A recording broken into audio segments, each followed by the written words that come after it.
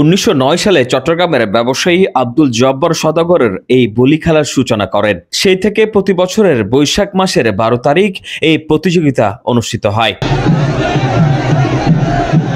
এবার বলি খেলায় দেশের বিভিন্ন স্থান থেকে অংশ নেন 120 জন বলি। তাদের মধ্য থেকে রাশেদ বলিকে হারিয়ে চ্যাম্পিয়ন হয়েছেন কুমিল্লার বাঘা শরীফ। গতবারের আসরে তিনি রাশেদকে হারিয়ে চ্যাম্পিয়ন হয়েছিলেন।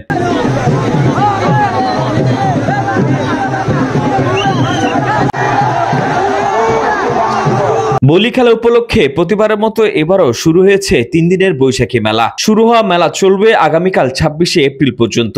দেশের বিভিন্ন স্থানে উৎপাদিত লোকজ পণ্যে এর মধ্যেই জমজমাট এই মেলা। লালদিঘির আশেপাশে এলাকায় পসরা সাজিয়ে বসেছেন প্রত্যন্ত অঞ্চল থেকে আসা ব্যবসায়ীরা। তবে বলি খেলাও বৈশাখী মেলা নিয়ে বেশ উজ্জীবিত নগরবাসী। প্রাণের খেলা, প্রাণের মেলা যাকে বলে চট্টগ্রামের জন্য একটা ঐতিহ্য। তাই আমরা এটাকে ধারণ করি, লালন করি। বছর একটা আসে, মানুষ সবাই খুব আনন্দ উদ্দীপনার মধ্যে এসে আর কিছু কিনে কেনাকাটা করে, ওইটাই হচ্ছে আমাদের ঐতিহ্য। আসলে এটা আমাদের একটা ঐতিহ্য। আমরা এখানে ছোটবেলা থেকে দেখে আসছি, সবসময় মেলা হয়, প্রায় বছর আমাদের এখানে মেলা অনুষ্ঠিত হয় এবং আমাদের এখানে কুস্তি সহ অনেক রকম কলা কৌশল দেখানো হয়। হ্যাঁ, মেলা অনেক ভালো লাগছে, অনেক কিছু দেখছি, নিত্য প্রয়োজনীয় যা কিছু লাগে, যেমন আমার ড্রেসও নিয়েছি, এরপরে হচ্ছে যে জুতা যা প্রয়োজন সব কিছু নিতে পারছি এখান থেকে, অনেক কিছু দেখি।